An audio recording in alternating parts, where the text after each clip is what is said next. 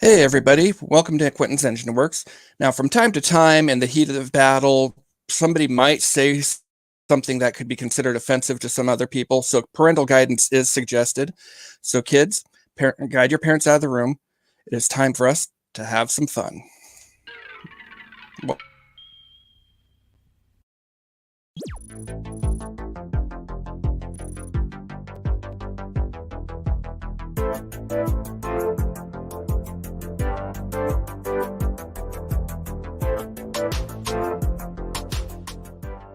Quentin's Enginewerks, more than meets the eye. Hey everybody, welcome to Quentin's Enginewerks. My name's Quentin. I'll be your host for this fun-filled hour. It's going to be a fun day. We're going to be talking about stray dogs. I've got Tony Fleecs from the writer and co-creator of the hit book on the show with us today.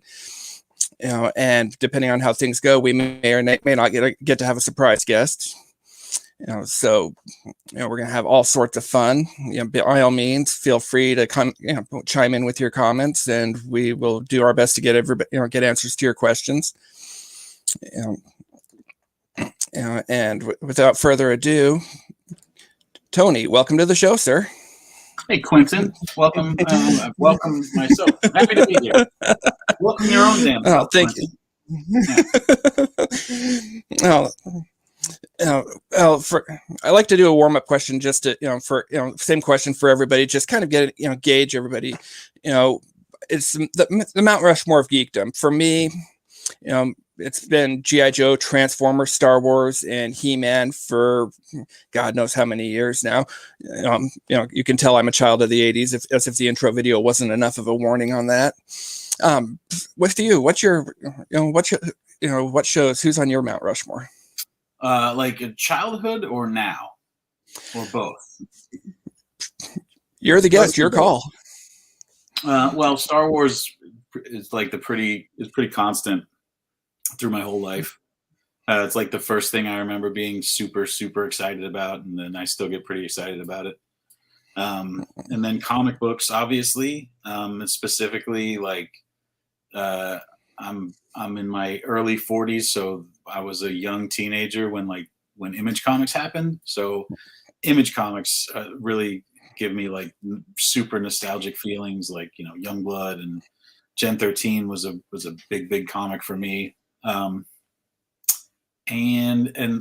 again, when I was a kid, I was really into Disney cartoons. I wasn't sure if I wanted to make comics or if I wanted to be like a Disney animator.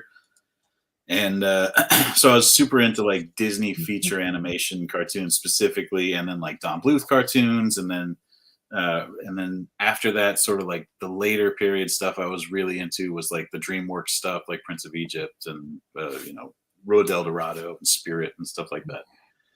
So that's stuff that I'm way into. And then as an adult, I don't know. I mean, I like to read. I read comics. I read books. I go to the movies every week. I'm a really big movie fan, a horror movie fan.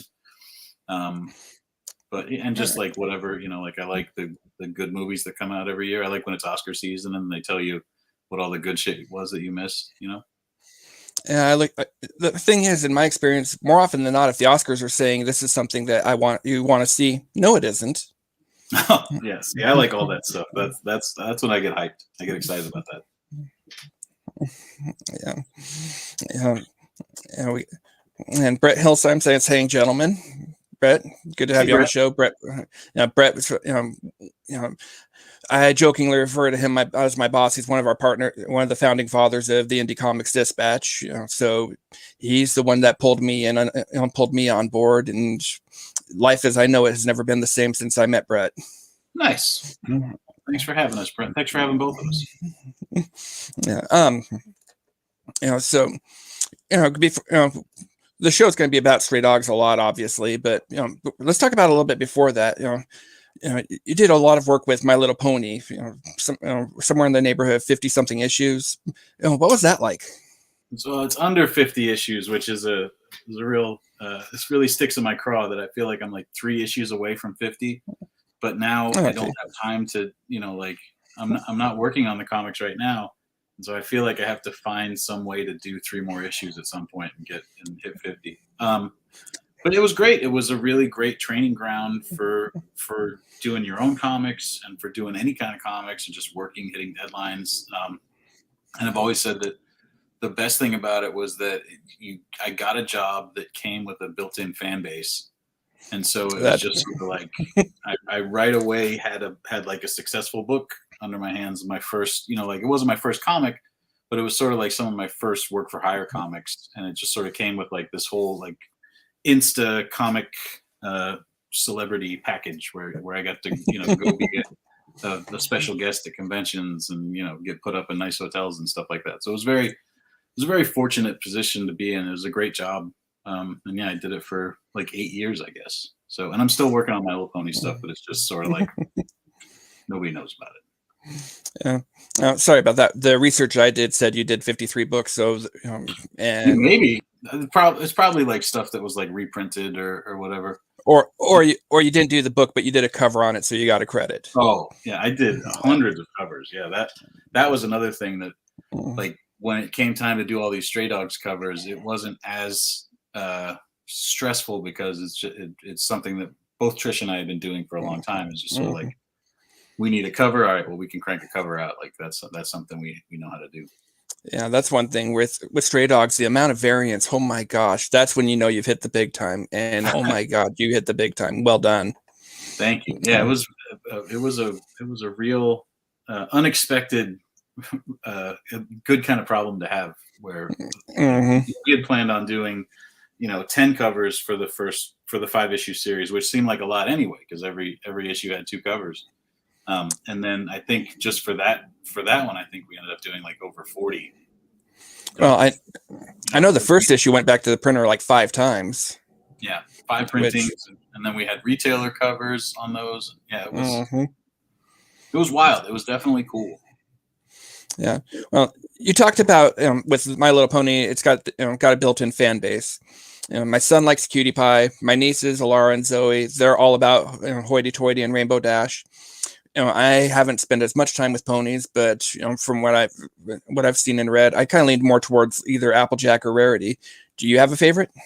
I'm a little hung up on who is Cutie Pie. I think like either I'm a fake geek boy or your son is. Let's see here.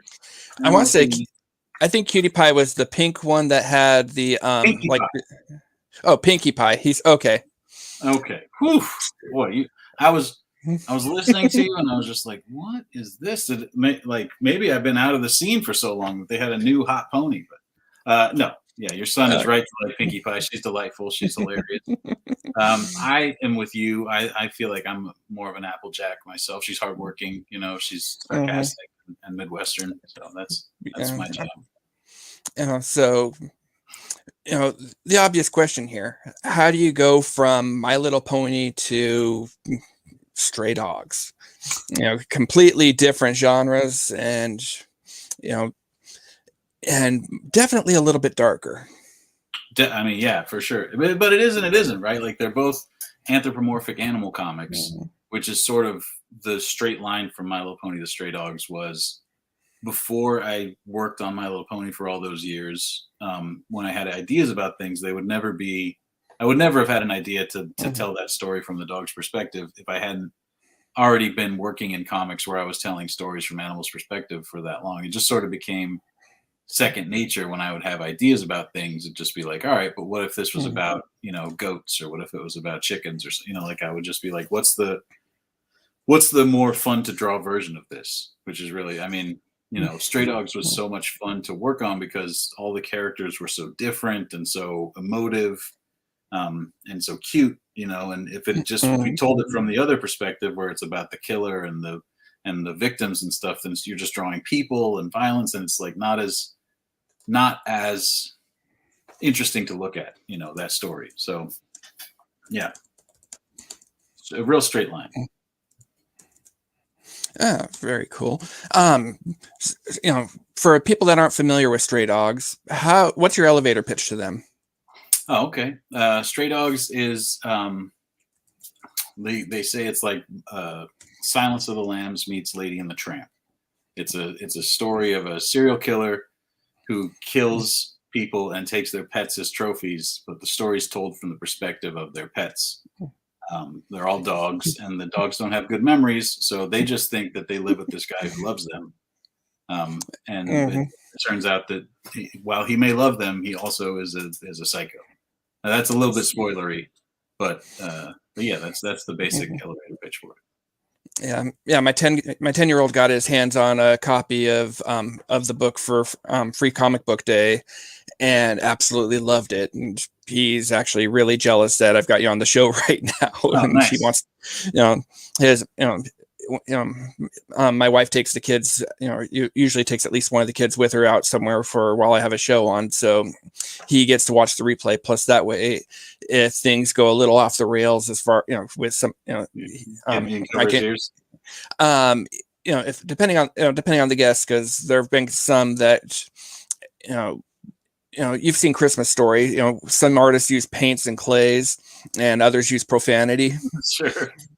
Well, if you read Stray Dogs, I don't think I'm going to say anything that's outside of the. I understand, but it's kind of okay. I want to make trying to make sure, it's safe for kids. So, what's your son's name? Blake. Blake, thank you for reading Stray Dogs. Trish and I appreciate it. Speaking of Trish, we get to have a little bit of a surprise. Hey. Hey, welcome, Trish. Thanks for joining us. How are you? Doing good. Been a while. Happy to see your face.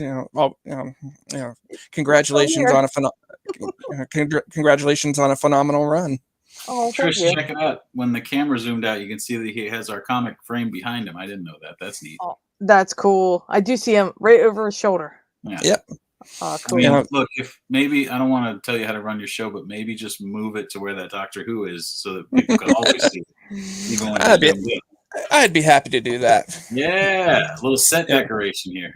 That's the one that you signed for me in Portland. Awesome. Oh, that's cool. See this, Trish? If you don't ask, you don't know. Beautiful. Thank you. There we go. That's better. I feel more comfortable now.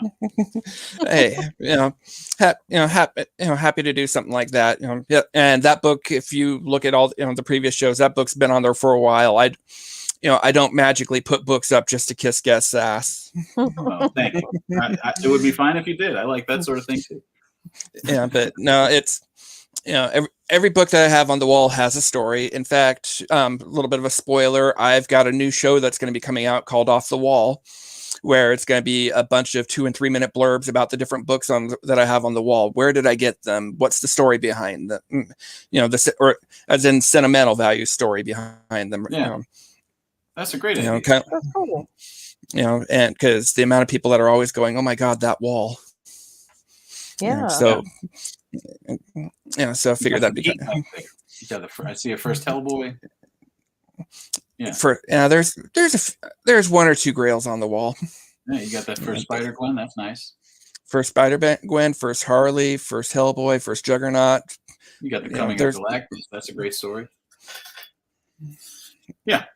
Oh, nice. And the story behind that one, and stories, and out of all the books I have, I was at a toy show and came across this booth near the end of the day, and I was tapped for cash, and I saw it on a rack behind the guy's table, and I went, just hold it so I can say I had this thing in my hand at one time. And he looked at me and said, "Tell you what, $20." And at that I was going, "You've got to be kidding me," because realistically, that's probably about a $200 book. Yeah. And so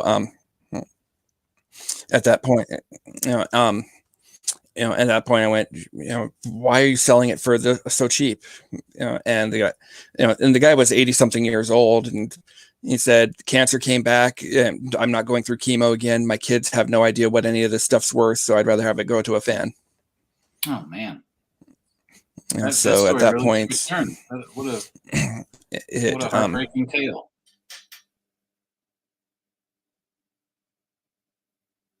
Quentin? Are you still with us, buddy? Trish? I'm here. How have you been? Long time no see. I know. I feel like we just spoke. Suppose this is a good time we could talk about. I mean, I don't want to pitch our, our foil cover after that truly heartbreaking story. That's very beautiful. Um, you want me to interview you for a little while we're here? Sure. What's when you're working on the Stray Dogs? What's your process like? Like, say you open up a file. What do you start with? What do you like to do first? And like walk us through that. Well, usually I have the script up at the same time, and I make faces, you know, classic animator style. Like in a mirror. Yeah, like in a mirror. Mostly I'm using the, cell phone, Hmm. flip the camera, and just kind of act a little, get some pathos Yeah. happening, and then I make it happen. I sketch the characters first.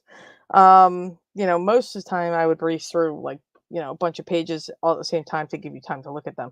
Uh, and then come back to it and start inking backgrounds because those usually took time. Then I would ink the characters over the backgrounds. And you have it. Nobody knows this, but on the first issue, you didn't even have the script until. Did you have it at any point while we were working on the issue? No, I got it when we were like 3 pages from the end. You had the breakdown, like the outline that we did for the whole series, and you were just sort of working off that, right? Mm-hmm. Yeah, that was 'Cause- pretty. That was, I guess, me honing some senses because I don't know how we made it through there. yeah, I was shocked as well because people may not know how we do the book, but Tone Rodriguez does layouts for the book, and then Trish works over his layouts and draws all the dogs and makes it all look like Stray Dogs. And so she didn't like the panels were already set up the way they were supposed to be when she got the pages. So she was just sort of like, she was just going for it. And then as we were finishing the issue, she was like, "Is there a script for this?" Or I should have asked for that first, but I thought he knows what he's doing. I'm just going to keep drawing. It's fine. the real oversight on my part. I thought for sure she had the script and she was working off of it. But she was just toiling in silence. Just winging it. Just hope and pray. Does this work? I guess this isn't something I need to know. This is he'll tell me if it's important. Yeah. Oh, maybe Quentin's back. Talk about designing characters. Oh, Like we would talk about like what the character was like, but I remember we would send stuff back and forth. You would always, of course, send the artwork first, and then like I would sketch on it and send it back and forth. But like, what were the characters that you feel like you took the longest to figure out to crack, and what were the ones where you think like you got it right away? Earl took the longest, I think. Only because I think for Earl, it was more or less trying to find a balance that wasn't like overly gnarly, an old, grizzled, and but also at the same time not very Disney. Like I didn't want it to look like Copper or, Old Reliable. yeah, or Old Reliable or Trusty. Yeah. And that his name, Trusty, Old Reliable. Old Reliable was was the one the Five dog Goes he West. was friends with. Yeah, I Yeah. thought Old Reliable was from Five Goes West, wasn't he? Now that was the Lazy Eye. Yeah, but his name was Old Reliable. Remember, Trusty would always tell stories about a dog that he knew that was named Old Reliable. Oh, okay. Yeah. Well, I didn't want him to look like any of those dogs. Yeah. So I was just kind of like, I had to kind of uh, really work hard at, making him significantly different. So, and I think I did a pretty good job there. I mean, I did look at reference, at photo references for bloodhounds, but if you look at him, I mean, I changed some colors because I mean, just one dog that's like all one color, it's kind of not all that interesting to look at, Yeah. but so we had to kind of give him some different colors here and there, some contrasting colors. But yeah, I think we did okay with him. I always love drawing like the big eyebrows on or the big like brows with the wrinkles. Like Killer has it, and Aldo kind of has a small one where you can kind of get real big expression with those eyebrows. Gucci was my favorite to design. She was just so wild. She was the most. She's the cartooniest of all of them, I think. Like she has the most sort of like accessories and details and stuff. All the rest of them are pretty regular, plain dogs, you know. And she was the one that we sort of went out there on, and we're just like, this is a fun dog, you know. Yeah, she's like where all the other pieces go. The fun hairstyle, the mustache for some reason, all of the good stuff, and the crazy body, the colors, the chest splotch, and the boots, the uneven boots. I remember like we went back and forth a lot on Rusty at the very beginning, too. Yeah, I was making him too square, but or not square enough. I think he was too round. The very first one too was very Charlie from All Dogs Go to Heaven too. Like he was sort of spindly and like, just sort he had long skinny legs. Long skinny legs. Now he sort of reminded me of like a handsome version of this is a real deep cut. Do you remember the Rudolph and Frosty's Christmas in July? Mm-hmm. There's like this evil reindeer that comes and tricks Rudolph. Like when I saw that design, I was just like, oh, this looks like that devilish reindeer, because he dresses up like a dog at one point, obviously. I was like, this looks like the devil. You know why? Like all the dogs have that structure is because when I was learning how to draw Charlie, I had all these model sheets of him and how to draw him in his construction. And if from different angles too, so it was really always in my mind. But I never wanted him to look like Charlie, obviously, because Charlie's Charlie. Yeah. So you couldn't get that like exaggerated huge nose or the huge feet with the skinny ankles, because he always had like pencil thin ankles. Tiny. Well, and I think like we were sort of more pulled back than we get compared to Don Bluth a lot, but I feel like our characters are way more representational than Don Bluth's are. Like he goes way exaggerated on his characters, but I think the difference is, those big fat lips. The difference is like his characters have voices, and they're always pretty, like they're always actors you recognize for the most part. But they just seem grounded. Like Burt Reynolds is a voice that's just very grounded. So no matter how wacky his character looks, you just think of him as like, he sounds handsome. Like that's a handsome guy. When you look at him just flat, you're just like, I don't know what this guy sounds like. I would assume he sounds wacky. But so in drawing characters that were going to be silent like that, I think we sort of pulled it back so that you could sort of infer what you thought the voice might sound like just by looking at them. I would think the style is it's more in between, like. It's more in between like a Disney and a Bluth. It's kind of more, it's very in between. It's kind of almost a weird mesh. Not that I went for either specifically, but I knew what we were going for, but also I put my own little spin on it a little bit. You think Quentin's just losing it right now? Oh my God, poor Quentin. He's probably dying. Oh, internet's being difficult. He says, I will be back. There he is. Hey. Hey, sorry about that. It's always, the bigger the show, the more likely it is that my router is going to decide, hey, we're done. Oh, you didn't miss anything. We were just asking. He was just asking me some questions. Nothing, Okay. Speaking of questions, Spare Change wants to know, who inspired you guys to get into comics?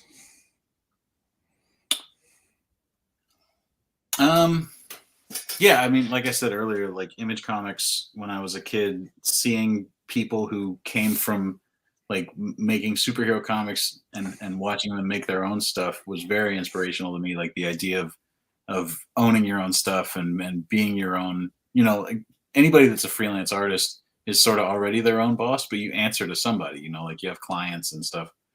Just the idea of like being in charge and making your own stuff, sort of like owning your own small business or whatever, like you're the final say on what goes on in this thing. And that was always very exciting to me, that idea. So like that was very inspirational to me. Those guys that were making comics, and not just the original guys, but like the people that came along and worked for them. I would just watch people, make those comics where it seemed like anything was possible because there was no, corporate overlords. Not that as a kid I knew what corporate overlords were, but you could tell that like nobody was minding the store on those things. They could just do whatever. Mm-hmm. And how about you, Trish? Oh, well, I've always wanted to be like some sort of illustrator or some sort of artist, the animation artist, or anything like a concept artist or something like that. I always wanted to be that, and I was more inspired by animators than comic book folk, which is kind of funny considering.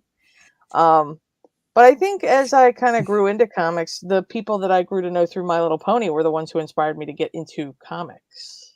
So, thanks, Tony. Thanks, Andy. Thank you. Thanks, Sarah. Thanks, Sarah. Thanks, everybody. Oh,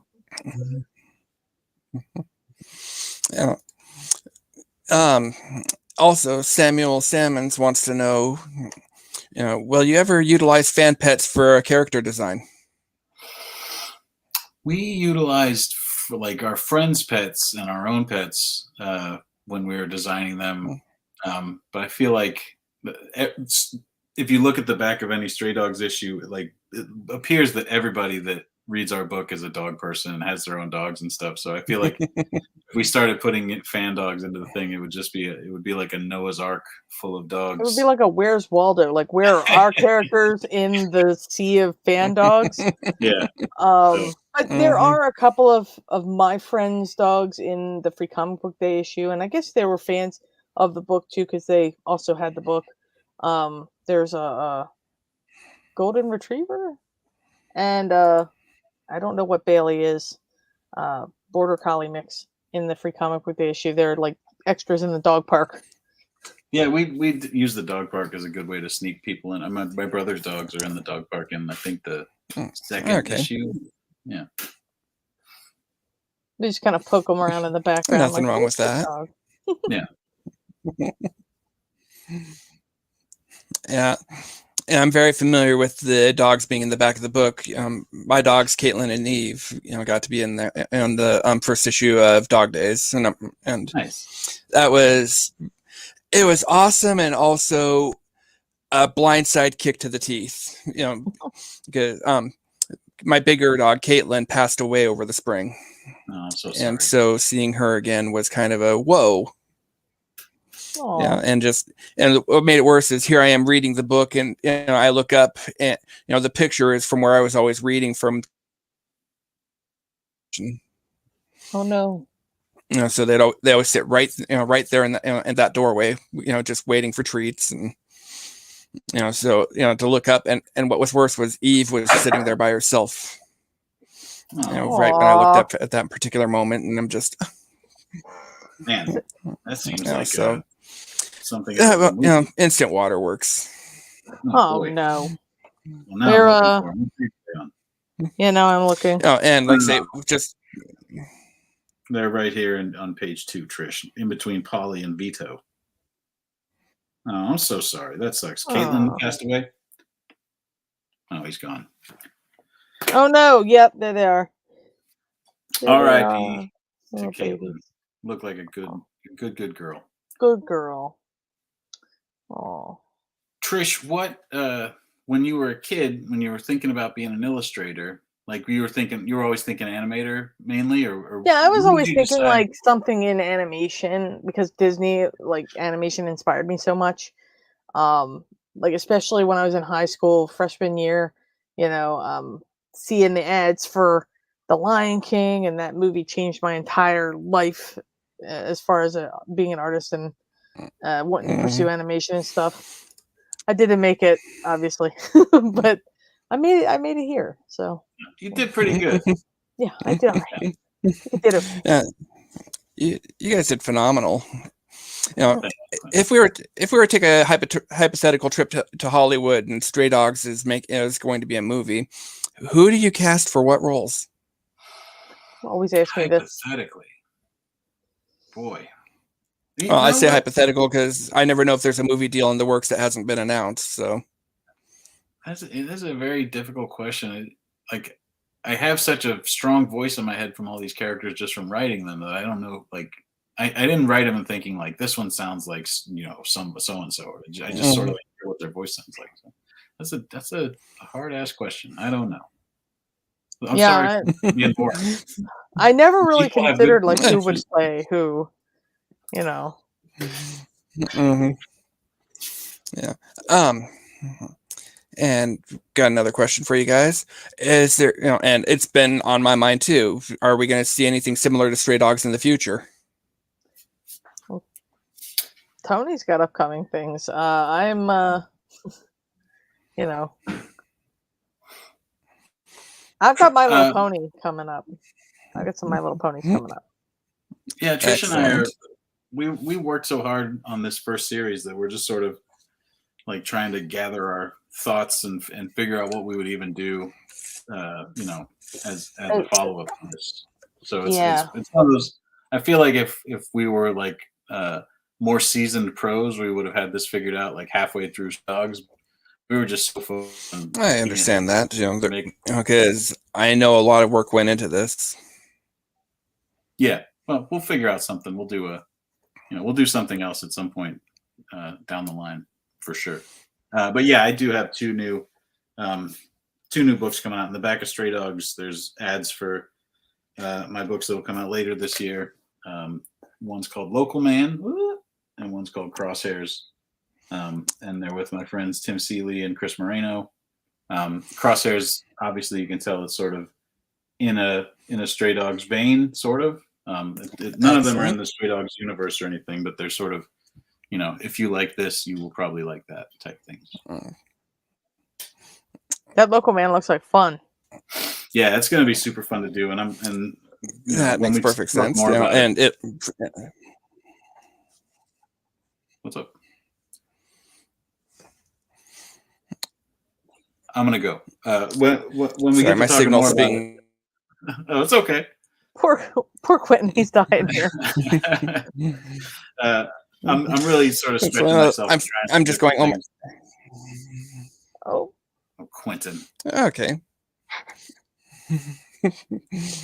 Yeah, my signal's cutting in. So some of my the answers to questions I'm hearing, and then it freezes, and then. Oh.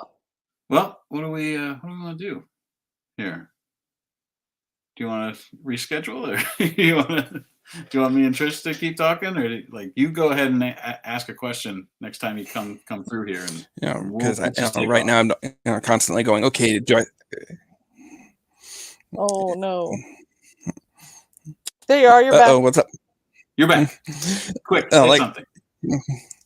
Yeah, I have decided I'm going to be shelling out the cash to get my own hardwire line for just for doing shows, because this can't keep happening. Yeah, that's a good idea for sure. All right, well, let's try a question. Hit us. Gonna have to do a quick shameless self promotion. If you like everything we're doing at it, with Indie. You're there, Indie Comics Dispatch on Patreon. Okay, let's see here. So with the amount of work you guys have all going on, how do you guys make sure to stay on deadlines? I don't think I have a healthy answer for it. Yeah, I don't have a healthy one. It's more like lots of caffeine, and here's the deadline, and here's what I have left to do in the middle of it, and just just work extra hard and extra long. As soon as we get off of this thing, I have to draw basically a whole cover tonight and into tomorrow. So I think I'm just going to put on some sort of long movie and sit back and draw a cover. So that'll be fun. But yeah, we're good at hitting deadlines. I totally get it. Not good at taking care of ourselves while we're doing it. Yeah. What's sleep? What's rest? I mean, I've been getting some now, but. All right, Quentin, go. We're going to be quiet.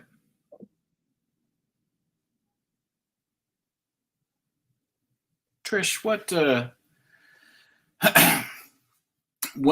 was the? I mean, I know you've said what was the hardest for you to draw, and as far as like the Stray Dogs story. When we came back and did Stray Dogs Dog Days, did you have anything that you found like especially challenging, or anything that was especially fun for you? Like, what was the best part of drawing Dog Days? What was the worst part, as far as like either emotionally or just like technically? I think the best part of Dog Days was flipping between the stories so quickly.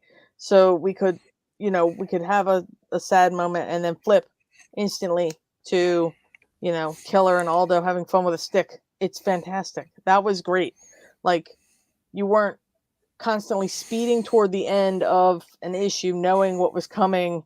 You know, I could work on a different story, or I could have the Roxanne story, or I could have, you know, another story in front of me to work on. The most challenging, the different locations. Like in Stray Dogs, we had one location. It was beautiful, well thought out, well designed. It was contained. In Dog Days, we're out in the world. Like, we're out, you know, at a dog park. We're in a pet store. We're in somebody else's house. We're in 3 different houses, you know. So I think all the location changes were difficult, but still good. I know that's I harder. learned a lot. That's harder for the whole team too, because like Tone has to, you know, think up different houses. You're thinking of different houses. Brad has to color different, you know, like it all.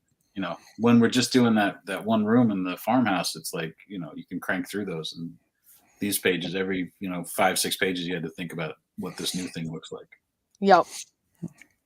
Quentin, you're back. Hit us. Okay. You know, I you know, one No of the things. Hey, none whatsoever. For me, especially after reading that second issue of Dog Days, it made me realize this is also you know, kind of a PSA on your guys' part, whether you meant for it to or not, about stranger danger for adults. That's right. I saw that in your review. You know, like, be careful who's out there. You never know who's going to be asking you weird questions, or, you know, watching you in places where you don't know. And the thing is, it won't even necessarily sound like a weird question. That's true. For sure. Yeah, this guy, our guy in the story, you know, was a little bit awkward, but he's not, you know, he's not like a bloody, like covered in blood, some sort of crazy madman that you'd be terrified. He just looks like a regular guy. Mm-hmm. Yeah, he's not a grizzled, gnarly, sweaty tooth serial killer. Yeah, he's not. Yeah, I listen to that to the My Favorite Murder podcast sometimes, and they always say F politeness. You know, like, ladies, there's no need for you to be polite to a stranger. Like, you're fine. You know. Yeah. Reading. There was an episode of Grace and Frankie. I'm not sure if you guys ever watched that show. Mm-hmm. The one where they were at the self-defense class, and the instructor points out to Frankie, just from listening to you, I know where you live. I know you're not married. Yeah. You know, things that, like I say, stranger danger. Like Trish said, I put it in my review. Be mindful of your surroundings and think about what you're talking about in front of strangers. Well, we definitely weren't intentionally doing a public service announcement, but yeah, that's definitely stuff that we thought about when we were making the issue, or just designing the whole story. Is just sort of like, this guy's not a master criminal, and he's good at covering up after himself, but all he has to do to find these victims is just sort of like be in places where dogs are, you know, and people sort of like at dog parks, everybody's friendly there anyway. Like, it seems like you see a dog person and you trust them, so they sort of have their guard down to a certain extent. Very true. Yeah. You know, shameless self-promotion that I tried to do a few minutes ago before my internet decided to get spotty. Hey, we have a Patreon. If you like what we're doing here at the Dispatch, please donate. Best of all, Indie Comics Dispatch is officially a 501(c)(3). We are a new really recognized as a news outlet. So if you donate to us, hey, you get a tax write-off. Congrats. That was a big announcement for us this year, and very happy to make that happen. And it gives us a little bit more of a budget for all the other content, all the shows we've been doing, and trying to basically make it where we all get to get one step closer to being able to go, the 9 to 5, it was real, it was fun, it wasn't real fun. I get to do what I want for a living now. Trish, I know you were working the 9 to 5. Are you still doing that, or have you gotten to move? No, I'm still doing it. She just doesn't have to be as nice there anymore, right? Yeah, I can just, flip a table over every now and again. You know who I am? Do you know who I am? They go, that's nice. More loans to process. I get to deal with that a lot in my job. and all the while with some of them, they're wearing shirts from people that from creations I interviewed, and I'm going, I'm friends with the person that made the character on your shirt, and you're treating me like this. This is beautiful. You hate to hear it. That's terrible. It is what it is. Some people are nicer than others. No matter what walk of life you're in. I'm sure you guys have seen that from just being at cons and watching the line. Yeah. Not necessarily towards the way they treat you, because you guys are the ones behind the table. You are God to them. or at least in that moment while they're trying to get their stuff signed. Maybe the Holy Ghost, let's not get too crazy. Fair enough. But I mean, watching the way people are treating, some of the people in line, I'm just going, come, you're all going to get your stuff signed. It's not a race. Unless it's like 5 minutes before a lunch break. Yeah. I was at Emerald City Comic-Con a few years ago, and Chip Zdarsky could never, every time I went by, he was not at, he wasn't at his booth. He was at a panel or on a break or whatever. I ended up having lunch with him. We never said a word to each other because he was in the table right next to me, but Okay. I was going, oh my God, I'm sitting next to Chip Zdarsky, and and he was with a friend or a family member. I'm not sure what they were, but so I was going, I didn't want to interrupt it and go, hi, I've been trying to catch you all weekend. Can you sign this, please? So did you listen to every word that he said? What were they talking about? I didn't want to be that guy. I really didn't. That, and the other part is I had my uncle with me who's not as big into comics. He's more of a gaming guy. It was didn't care that Chip Zdarsky was there at lunch. He had no idea who Chip Zdarsky was. He's just going, why are you staring at that guy with the beard? And and I'm going, you have no, but it was one of those. He was a last minute fill in because the person that was supposed to go with me, I refer to him as Lord Trekker in the stories I write about cons and whatnot. He had something come up at the last minute, so he wasn't able to go. So I bought his ticket back from him and took my uncle.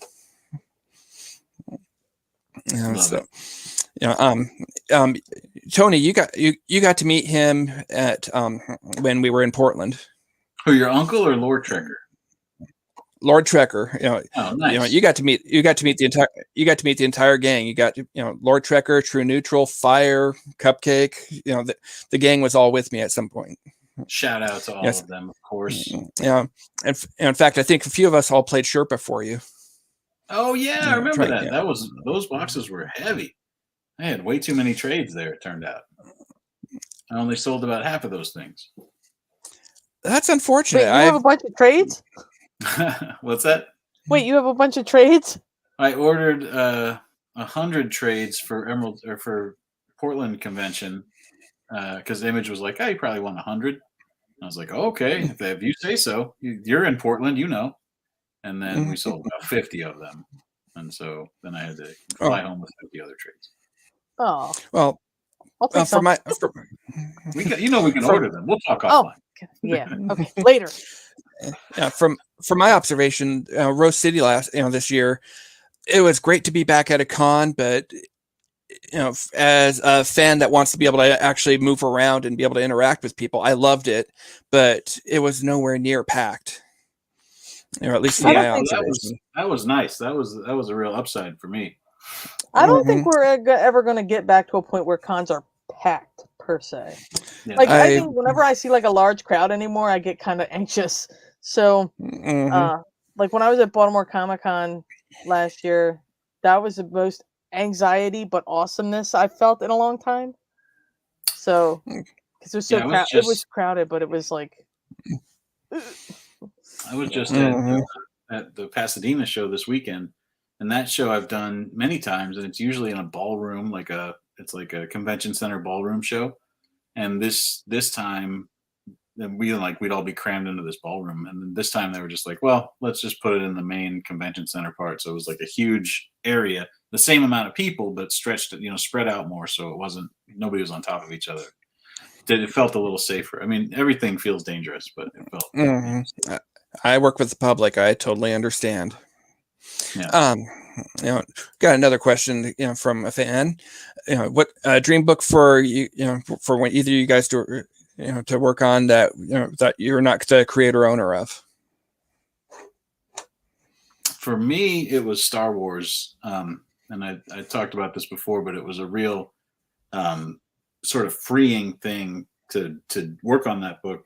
I worked on the Star Wars Adventures at IDW when they had that book, and I did about 5 issues of it, and I did a bunch of covers, and I got to do some really fun stuff. Like I got to do the story where like they had a sort of like outer space drag race where all these characters, like Sebulba was one of them, and I got to create very new cool. characters, and they let us design all these different like sort of tricked out ships where I could take Star Wars ships and like add stuff to them, like put a pod racer engine on something, or just like trick stuff out. And then so it was just sort of like totally getting to fan out and play in this world that I love so much. And then when I got done with it, I sort of had this sense of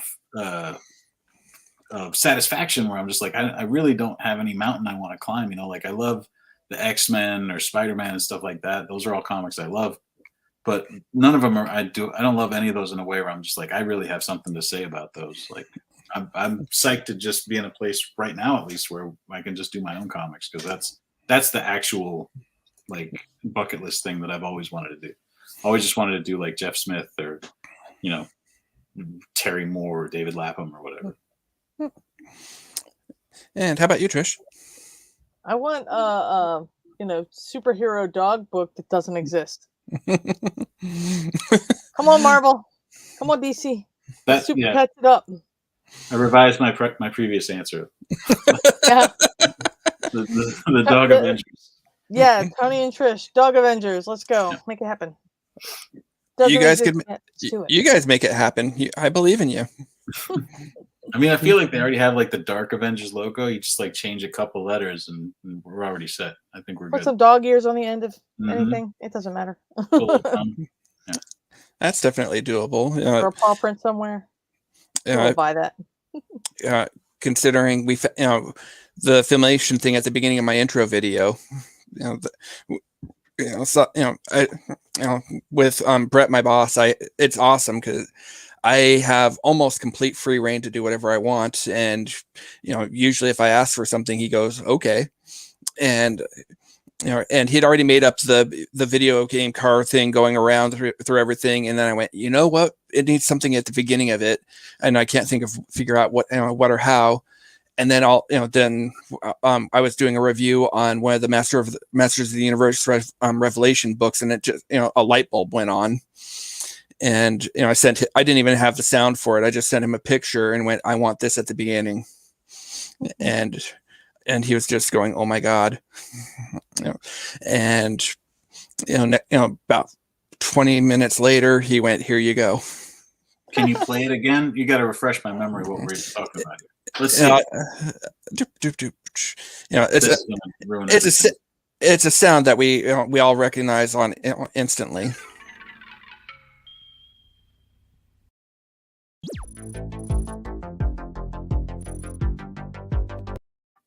Like I say, as soon as you hear that sound, it's even knowing that it's not, I hear that sound and I expect He-Man. Yeah. I like the video. It looked like a video game. Like, I know what it's meant to look like, I think, but it looked like an intro of a video game. I think similar to I think it was called Outrunner or something along those lines, but just totally 80s, totally right up my alley. I absolutely loved it. And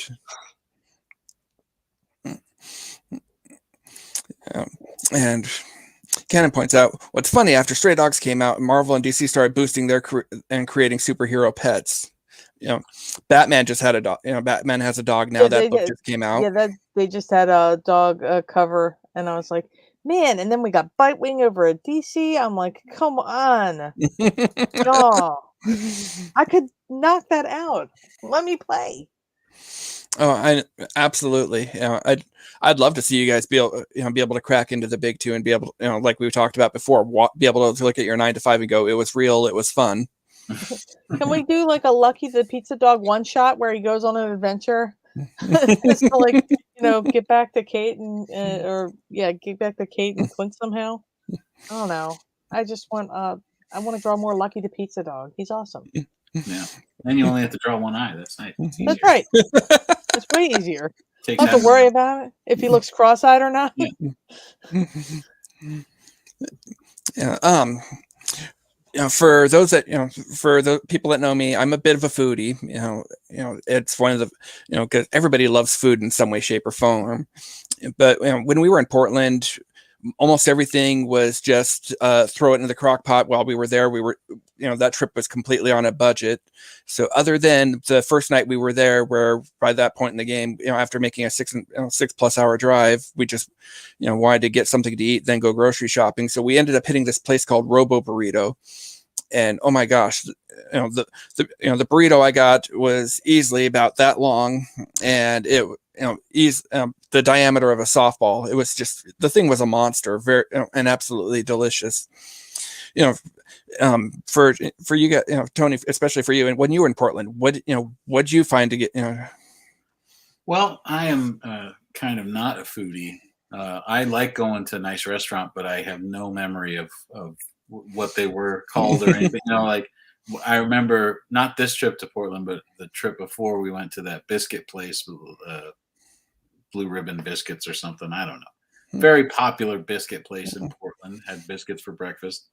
I went to this other place. There's like an institution in Portland, but I couldn't tell you what it's called. It's like Pitskivers or Miss Bisgers or I don't know. Went to the Red Robin one time. A lot of times at conventions, you can only go to the places that are just nearby and open late. So yeah, I know we hit Red Robin one day, Denny's the other. Just because just out of that was just out of convenience, because with where the Portland Convention Center is, there was nothing. And what do you get? What do you get at a Denny's? What's your order? Whatever sounds good that particular day. I don't go there enough to I don't go there enough to know the menu and go, that's what I'm getting. Denny's is more Miami or a Grand Slamwich. I like either of those egg sandwiches. I feel like that's the thing that they're the best at. I'm only nodding because I've only been to Denny's. Maybe I haven't been to Denny's in like 20 I like to years. tease Lord Trekker because that. Trish, in the 20 years I tease Lord Trekker because he's got the palate. Go ahead. Okay, sorry. I was going with one of those. Did my signal cut out again? No, you're good. Keep going. Yeah, Lord Trekker. He's got the palate of with him, it's basically very very strict. It has to be this or this. Kind of like my 8-year-old. Oh, he's a picky eater, huh? We're basically very. So there's a lot of times where we're trying. Not super picky, but picky enough where you're just. I had a friend who was a super taster. We're gonna run into each other again, but my buddy's a super taster. He couldn't eat vegetables, and he would say, like, when he tasted like lettuce or whatever, it would be like tasting the flavor of lettuce times 1,000. Like, it was just so, he would taste it so strongly. He was a super taster, so you could only eat specific things for children: chicken wings, like chicken fingers, cheese pizza, this type of thing. Special. Yeah. That's not far off of Lord Trekker. Yeah, maybe he's a super taster. Not necessarily about the vegetable thing, but just there's only two, like.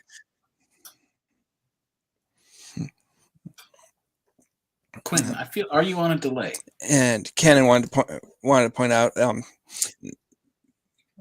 it feels like it. It's just like I said, my internet connection, I'm at the very least breaking down. And Well, we're all breaking down. It's been an emotional couple of years. Don't worry about that.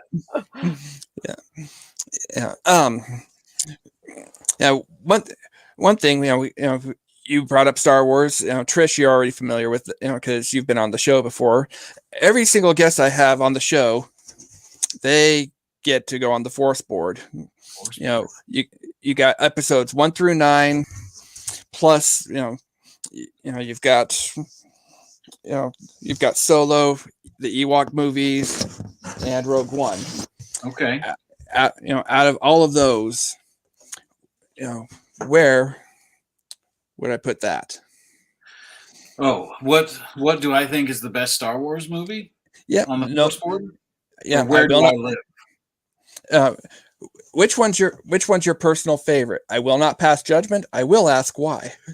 Oh, Star Wars is my favorite. All of Star Wars. Episode 4, A New Hope, is my favorite. All righty. Excellent. It's kind of nice to see a change of pace, because it seems like almost every single person that comes on, it's all Trish is a bit of an outlier because she chose the Ewok movies. I did. Yep, I've still got you right there. Yeah. Mason symbol represent. That's right. I thought I was down there in the Ewok area. Mm-hmm. Yep. So we got Tony there. With a couple of other guys. Who else is on my square? A guy named Jim Thompson and Chris Maury. Chris worked with IDW on their Godzilla stuff and Transformer stuff. Maury, yeah, that's a buddy of mine for sure. Yeah. He was one of the first people that was encouraging me to when I first started doing the review thing, and so I got to know him a bit, especially his dog Peanut. Oh, nice. I think Peanut's Chinese crested. That's creepy. Yeah. Only a little bit more hair than you would normally see on one, I think. I'm gonna look this dog up. And all the picture, it seems like most of his social media posts, Peanut is in there somewhere. So one of those things where over time you just get to know them just off of default from that. I never met Peanut. We're not friends like that. And Canon's saying Revenge of the Sith, hey, we all have our favorites. Like I say, there's no judgment. We all have our favorites for whatever reason. For me, it's Jedi, just because I remember being like 5.5, 6 years old at the time, and Dad took me, and the Rancor pit, all the everything in Jabba's palace. To me, that part was awesome. The Ewoks, I was young enough to go, hey, they're funny, they're cute, not just go, okay, what a bunch of Muppets. Right. Yeah, I'm the same age. I had the same experience with them. And like I say, and the speeder bike chase, everything about it, and just a memory with Dad. And because over the years we tried to make it our thing for all the new Star Wars movies. We'd go check them out together. I remember episode 1. I won tickets on the radio.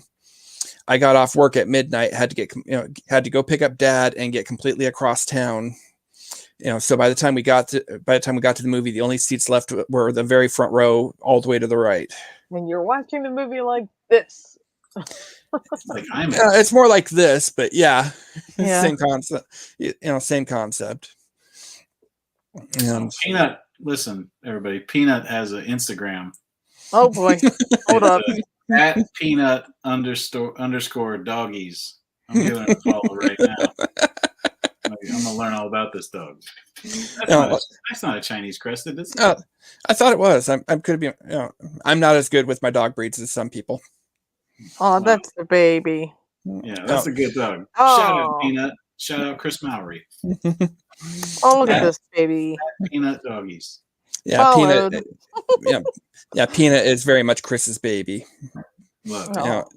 all this, like say, what's really fun is, he'll take, where he lives in Southern California, they've got food trucks everywhere, and Peanuts figured out, how to beg and get a little scrap from somebody everywhere he goes.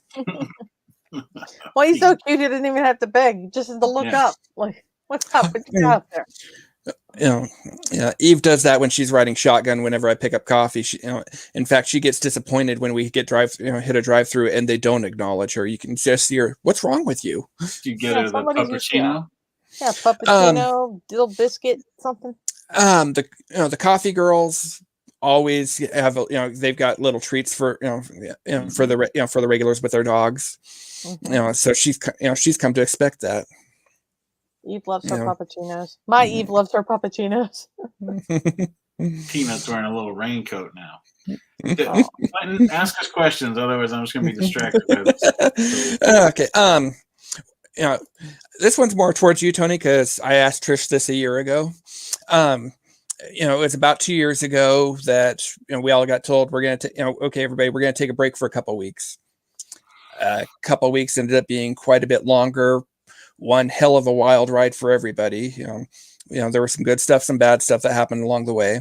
For me personally, I lost my dad, and because of my job, I didn't really get to see Dad for the last 5 months of his life. Because I was worried about. I knew he was in poor health already. The last thing I wanted to do was bring this home to him, and so that was a bit of the downside of it. On the upside, I managed to realize this is what I'm passionate about. This is what I want to do, and take steps towards getting to do what I actually want to do for a living. For you, what were some of the downsides and upsides that came out of all of this? The downsides were really down, and the upsides were, I don't think I guess the success of our book really did have a lot to do with how hard comic stores kicked ass during the pandemic. Like, there was that short period right before our book came out where they weren't even, like, stores all had to shut down. Diamond shut down. And I remember Trish and I just being like, what's this mean? Like, what's this even gonna, what's this mean for our book? Or is there going to be a comic industry for us to sell this thing in? Or is it just going to be digital? Like, we didn't know what. And everybody that I knew that had comic shops was sort of just bracing themselves for just like, this is the end. And nobody was really expecting that what would actually happen was people would just be at home now, and they would sort of, in times of crisis, sort of lean on collecting and reading and the stuff that makes them feel good anyway. And so comic shops were sort of in this perfect position to make a profit in this time, which was the opposite of what everybody thought was going to happen. So I guess that was the upside, and also because conventions were basically shut down, we were able to just completely focus on this book, And so instead of me schlepping all over the country every couple of weeks like I had been doing in the years leading up to COVID, I was just able to sort of like, this isn't the only thing that I was working on, but I was able to just focus on work. But yeah, other stuff was horrible, like people died everywhere. I broke up with my wife, like it was just it was like a dark time. Like I know a ton of people that broke up in COVID just because it's just like, if something is going, it's just sort of treading water or just sort of like going medium bad, in regular times. Well, and then when is to be in a national crisis at the same time and stuck in the same house together, it's just like, so yeah, it was dark times, but Stray Dogs, I wish everyone I knew could have had a Stray Dogs during that time, because it definitely was the brightest of bright sides to have this incredible sort of like unexpected hit on our hands that like Trish and I had no expectation for that. So, and another question for you guys: you think you're going to be hitting any Chicago conventions, or? I know I'm not hitting any cons until Omicron gets itself together. I completely understand that. I don't have any Chicago planned right now, but I thought the only Chicago con was C2E2. Am I dumb? I mean, I could be. No, they have other shows. I'm sure they've got smaller shows too. Just C2E2 gets all the attention. Yeah. Oh, okay. Just like in the Seattle area, they have other shows and whatnot, but Emerald City gets all the attention. That's the truth. Mm-hmm. So Trish, if you're not going to be doing the con scene, which I don't blame you, how am I going to get because I've got I've got Tony's signature right there. Somewhere on here, there's all this room that needs something from Trish. Well, because I was kind of going, okay, maybe somewhere along the way, especially with Dog Days coming out, I was going, hey, there's a possibility she might make the trip out west. At some point, I do want to come out. I do want to come out because California looks nice. California looks warm. The West Coast looks, nice. It's nice and warm over there. It's like 17 degrees outside. Y'all can have this. I'm getting a nor'easter this weekend. I hate it. It depends on which part of because technically I'm out west and I live right on the edge of the desert, but it's but I'm far but where I'm at, I'm further north than Maine. So it was a balmy 20 degrees when I got up this morning. Woof. Mm-hmm. Yeah, that's weather we can all do without. I don't like this. I don't like anything that gets underneath of 50 degrees. I don't like it. I mean, to me, California, absolutely beautiful. I love how much there is to do there. I can't afford the sunshine tax.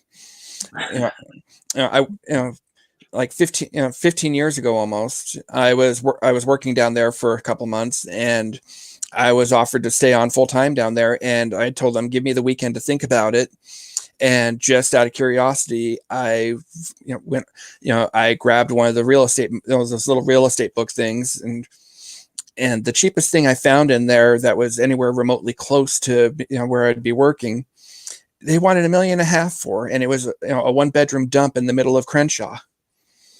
And I was just going, yeah. I mean, I feel like you should have looked on the internet. That book, maybe that book was for rich may have people or been. something. I don't think we're at $1.5 million in Crenshaw yet. Well, the other part of it is, talking to everybody down there, they had, a lot of the people, everybody down there either lived with, with multi generations in one home. Plural, not just you're not just you're living with mom and dad, you're living with mom and dad and grandma and grandpa. Yeah. They were either doing that or they were working 2 full-time jobs. And I was going, I can't afford the housing in this place. Yeah, it's not easy for sure. It's you gotta hustle for sure. I mean, obviously you hustle as well, but but the other part of it is quality of life. To me, that weighed into it, because I could be down there where I can do all these things, but I won't have the time. That is true. I do not have the time. Versus, I always say I want to live somewhere where there's a lot of sun, and it's like if I step out into the sun, I might literally evaporate, like this, a vampire. Well, because I get up every morning to take the kids to the bus stop, and I got up and went out to warm up the car, and I came back in telling my wife there's a huge ball, there's a huge round thing in the sky that's just emitting radiation and bright light. So I don't care for it. I mean, I just like warmth. I don't want a sunburn. I don't want melanoma, but Listen, I hate to poop the party, but I feel like we're talking about the weather now. We got to get to the end of the books, man. All right, let's go. We got dogs to talk about, eh? Absolutely. So Trish, I know you have Eve, and Eve's your baby. Tony, do you have any dogs that are your special babies? I do. I got a baby dog named Baxter. He's a big stupid idiot. He's hanging out in the living room right now in his little crate, just chilling. After I get done here, I'm gonna go sit on the couch with him and draw. And Kenny's got Petey, Coonhound, and Yorkie. They're rescues. Very cool. For my birthday after we lost Caitlin, my wife got me Starscream. You got a dog named Starscream? I'm a Transformer guy. Wow. We call her Star for Yeah. short. Star or Scream, depending. It's very fitting. The name is very fitting because, in that, in a lot of ways, she's Caitlin reincarnated. She's a border collie mix and has to she lets us know if anything moves anywhere in the neighborhood. Nice, good. That's important. That is, except for when it happens so frequently that when it's something that actually matters, I'm worried we'll take it for granted because we'll just go, oh, the neighbor's cat's out again, or there's the squirrels across the street are out again. Yeah, the dog who cried cat.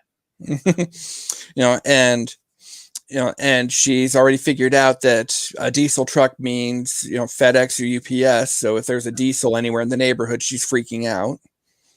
Because your books are 3 blocks away. Some more toys. Yeah. And the mailman, we have a love hate. He loves and hates me at the same time. He loves me because the amount of stuff I'm always getting. He's constantly got work, but some of the boxes that I end up getting shipped to me. Oh my goodness. He hates you because of all the back pain. We went through that recently. Those Dog Days boxes were enormous. They were plentiful. Did yours look like it got attacked by a bear? Mine looked like it got attacked by a bear. Yeah, the number 2, they were pretty rough. Yeah, that's one thing that worries me.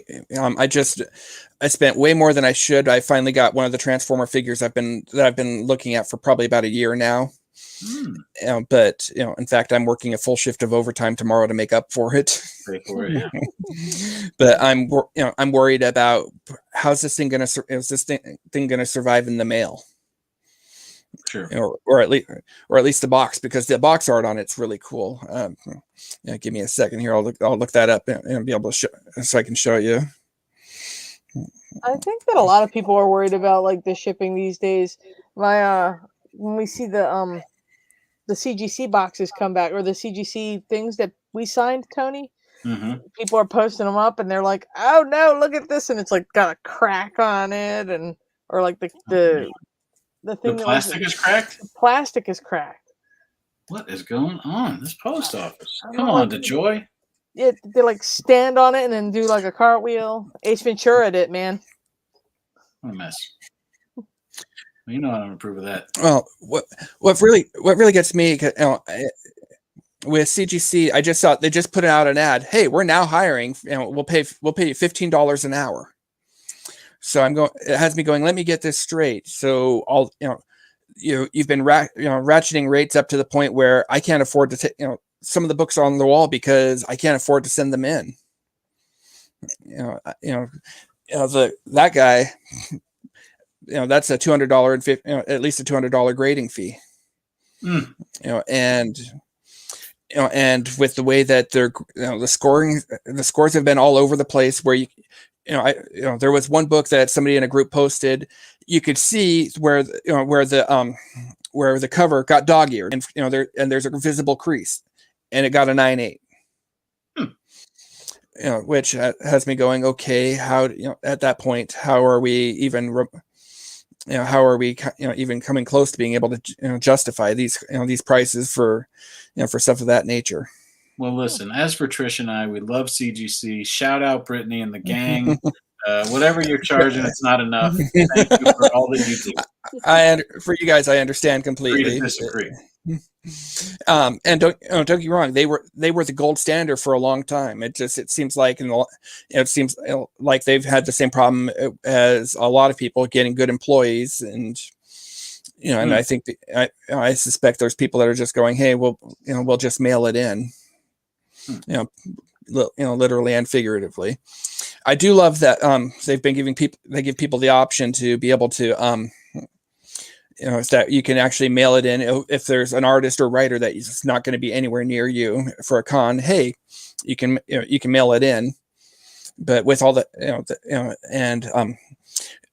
but I was looking at some of those and going, some of the writers are really cool, but nobody that I'm going, oh my gosh, I've got to get. Right. Because tell you who did go in there, Trish and I. I know, I saw that. No, what a treat. we're still drawing the sketches for him, but we're having a great time. Yeah, I saw. Yeah, I got the email for that one. I almost sent this one in. It was, because I saw that one and I was going, but I'm going to meet Tony shortly. Yeah. Because otherwise I would have been all over that. Yeah. All right. Where are we going with this thing? I was going. I was gotta go draw. Okay, give me a second here. Show us that transformer, and then let's do some sort of speed round. Okay. Now that your internet's working great, I think we're doing great. Yeah. Okay. Baxter's starting to freak out in his little crate. Having a full little doggy meltdown. He's probably, hungry. Is it time to eat?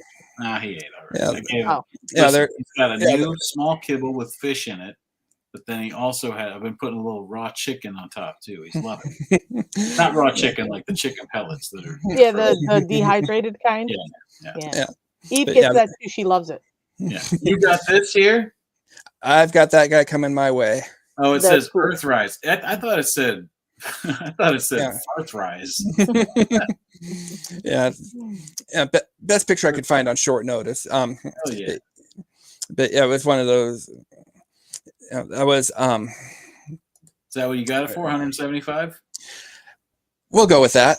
Okay. All right. I paid. I paid a little bit more, but it was one of those things where with the points that you rack up, it'll actually be less. Yeah. I only got one transformer. I got an RC, but just nice statue looking ones. I bought that when I was working on the Transformers Ponies comics because I like drawing her. Yeah. I'm so far the one that you did that cover for that I had you sign. That's the only one I can find that has the Dinobots and Devastator fighting each other, and which I think is awesome. That's I was going finally, and it had to be in My Little Pony book. What's up with that?